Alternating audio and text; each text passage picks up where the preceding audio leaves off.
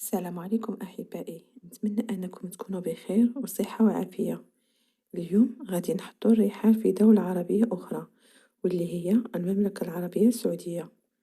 جبت لكم اليوم قصة محزنة ومولاتها غادي تقطع لكم القلب وغادي نتعاطفوا أكيد معها. أبطال هذه القصة هما نورة واللي هي الزوجة والمتعلمة ديالها الأسيوية، وغادا نعاود لكم القصة ديالها بلسانها. أنا نورة، في عمري 46 سنة، المهنة ديالي أستاذة. أنا من البنات اللي تأخروا في الزواج، وواحد النهار جاني عرض زواج من شاب ذوي الاحتياجات الخاصة. ترددت بزاف وفي الأخير صليت صلاة استخارة وتوكلت على الله ووافقت عليه. أنا كان في عمري قبل الزواج 38 سنة وزوجي 40 سنة. الحمد لله تزوجنا ودازت الأمور كلها على خير، والصراحة كان كيعاملني أحسن معاملة وكان كيخاف الله فيا، وما كان ناقصني ما حتى خير من غير الذرية الصالحة، لأنني تأخرت شوية باش نولد. كنا كنتمناو أن ربي يرزقنا بشي وليد ولا بنيتة يعمرو علينا الدار، ولكن طال الانتظار شوية حتى وصلت السن ديال 40 سنة، يعني بقينا كنتسناو تقريبا عامين. واحد النهار شدني شي وجع، قطع ليا كرشي، هزني راجلي وداني بالزربة للسبيطار، ودخلت وشفت طبيب ودوزت ودرت تحاليل، ومن بعد ما كملت الفحص عرفت بأنني حامل. أخيرا تحقق الحلم ديالي. ما تخيلوش الفرحة ديالي أنا وراجلي منين سمعنا الخبر، طرنا بالفرحة ورجعنا للدار. وقرر راجلي أنه يجيب ليا شي مرا اللي تعاوني في شغال الدار وتهنيني من تمارة. في الأول ما بغيتش صراحة، ولكن هو أصر أنه يجيبها وقال لي بغيتك أنا تهلاي في راسك وفي البيبي. فعل جاب لي واحد متعلمة آسيوية وفرحت وارتاحيت، بالأخص من عرفت أنها مسلمة طمأنيت أكتر. في البداية صافي بدات كتقوم بأشغال الدار ومهلية فيا وفي الدار وما مخلياني ندير حتى حاجة. ودازت الأيام وجا وقت الولادة والحمد لله تفكيت على خير والأمور كلها دازت على خير، وولدت وليد وسميتو محمد. ما تخيلوش شحال فرحنا بيه وكيفاش عمر علينا الدار. دوزت الكونجي ديال الولادة على خير ورجعت للخدمة ديالي وخليت الوليد ديالي مع المتعلمة ديالي الآسيوية، وكل مرة كنعيط ليها في التليفون باش كنسول عليه ونوصيها باش تهلا فيه. إوا سيادي دازت شهرين بالضبط من بعد ما رجعت للخدمة ديالي. واحد النهار رجعت من الخدمة كيف العادة، رجعت للدار وكل لهفة واشتياق لوليدي. دخلت لقيتو ناعس، وأنا بقوة ما أنا مشتاقة ليه بديت كنحرك فيه باش نفيقو ونلعب معاه شوية، ولكن منين حركتو كنلاحظ أن الولد ما كيتحركش حتى التنفس ما كاينش. في البلاصة بديت كنغوت وكنعيط على الزوج ديالي والمتعلمة ديالي حتى هي، وجاو هزيناه طايرين للسبيطار. ولكن للأسف منين وصلنا قالوا لنا بأنه فارق الحياة وسبب الموت غير معروف.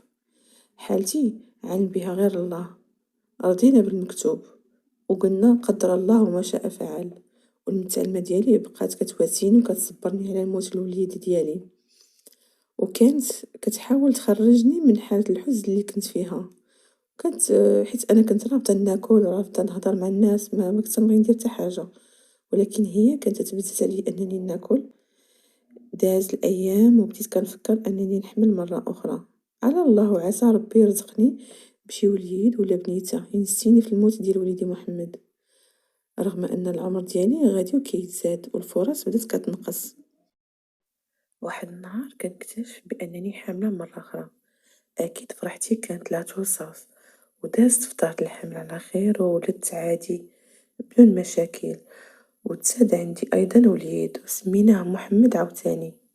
ومن بعد شهر من الولادة كنتصدمو مرة أخرى بموت محمد بدون ما نعرفو السبب.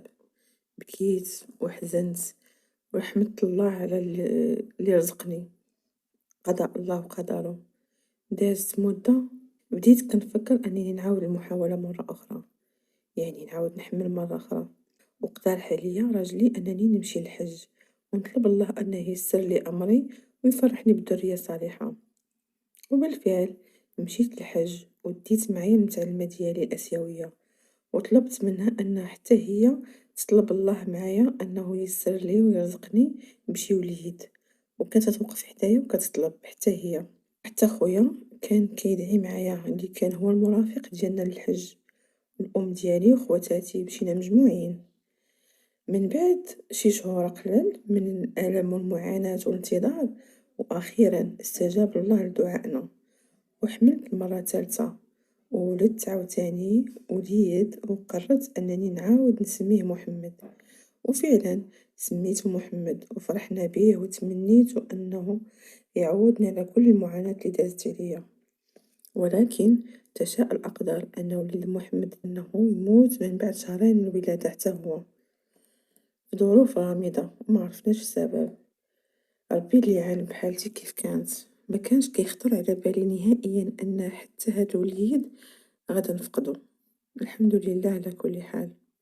صدقوني عمري فكرت ولا شكيت في المتعلمة ديالي، لانني كنت ديما كنثيق فيها فوق ما كتصوروا، وكنت مهلية فيها، وحتى هي عمرني تشكيت منها يعني اولا نقصتني شي حاجة من جهتها، خاصة ان هي خدامة عندي اكثر من 7 سنين.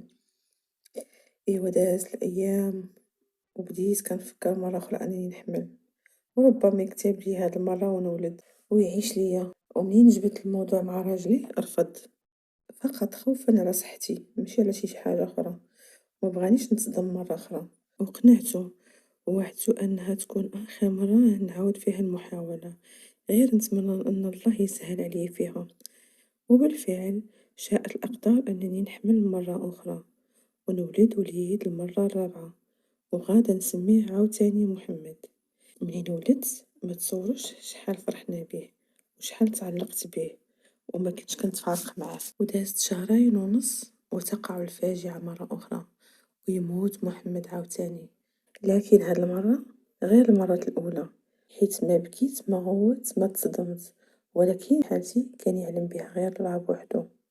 والمتعلمة ديالي دائما كانت تواسيني، وحتى هي كانت كتحزن معايا على فراق وليداتي.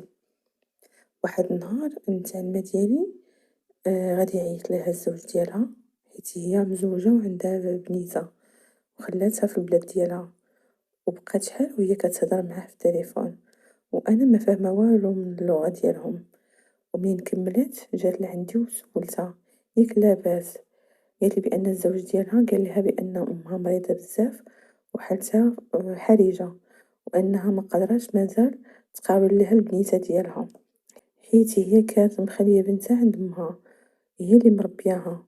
وقال لي بانه ضروري خاصني نرجع باش نقابل الام ديالي وبنتي. الصراحة انا ولفتها بزاف وغادا نحزن على فراقها، ولكن قلت لها غير سيري قابلي بنتك والام ديالك هما اولى، انا ما عنديش مشكل، ولكن عندي طلب. قالت لي اشنو هو؟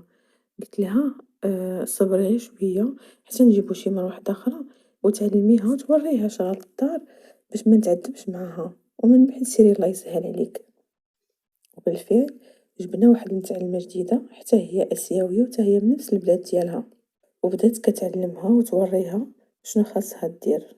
واحد النهار خرجهم جوج معايا للسوق وبديت كنتقدا ليها الكادويات والحوايج اللي خاصينها، وحتى المتعلمة الجديدة ما نسيتهاش حتى هي شريت ليها اللي قسم الله.